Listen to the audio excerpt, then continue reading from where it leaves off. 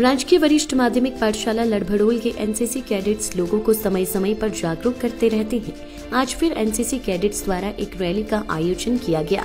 इस रैली का मुख्य उद्देश्य लोगों को ओमिक्रॉन वायरस से बचाव हेतु प्रेरित करना था।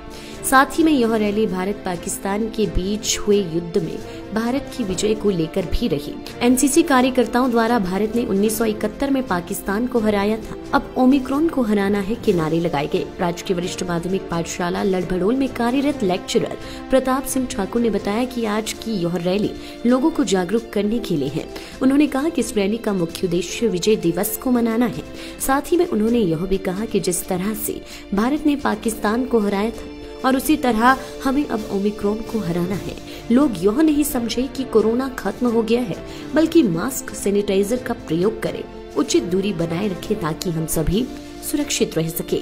आज मैं आपके माध्यम से सबसे पहले तो मैं आपको बहुत बहुत धन्यवाद कहना चाहूँगा कि आप हमारे मैसेज को, संदेश को जन जन तक पहुँचाते हैं, लोगों तक पहुँचाते हैं। और हमारी राजकीय वरिष्ठ माध्यमिक पाठशाला लड़भड़ोल की एनसीसी की इकाई जो एक रैली निकाल रही है, इसका जो मेन मकसद है वो एक्चुअल में विजय दिवस को मनाना है। जो विजय दिवस 1971 की लड़ाई में भारत और पाकिस्तान के बीच में हुई थी, इसमें भारत ने पाकिस्तान को बुरी तरह से हराया था। और उस दिन 13 दिन में लड़ाई समाप्त हो गई थी। 3 दिसंबर से शुरू हुई थी और 16 दिसंबर को खत्म हो गई थी। तो उनके लेफ्टिनेंट जनरल, पाकिस्तान के लेफ्टिनेंट जनरल नियाजी और हमारे जो लेफ्टिनेंट जनरल थे जगजीत सिंह जी, उनके बीच में हस्ताक्षर हुए और 93,000 जो फौजी थे, सैनिक थे, उन्होंने हमारे भारत के सामने आत्मसमर्पण किया।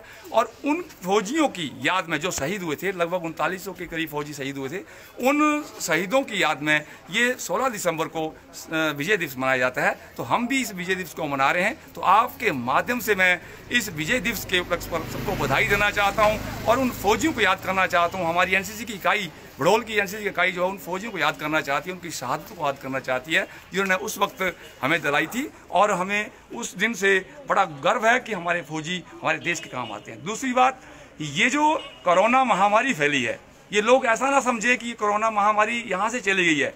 हालांकि इसका जो नया वेरिएंट आया हुआ है, जिसका नाम ओमिक्रॉन है, इससे बचना है। और इससे बचने के लिए लोगों को जन जन तक जो है हम संदेश पहुंचाएंगे। एनसीसी के जो बच्चे हैं, कैडेट हैं हमारे, वो बखूबी कार्य कर रहे हैं। और मैं कहना चाहूँगा आपके माध्यम से कि लोग इसको हल्के में न लें। मैं देख रहा हूँ कि लोग अभी मास्क नहीं लगा रहे हैं और भीड़ में इकट्ठा हो रहे हैं। तो मैं आपसे, आपके इस चैनल के माध्यम से दरख्वास्त करना चाहूँगा, गुजारिश करना चाहूँगा लोगों से कि कृपया इसको समझें, इसकी गंभीरता को समझें और अपने आप को बचाएं और अपने आसपास के वातावरण को बचाएं, लोगों को बचाएं और देश को सुरक्षित रखें।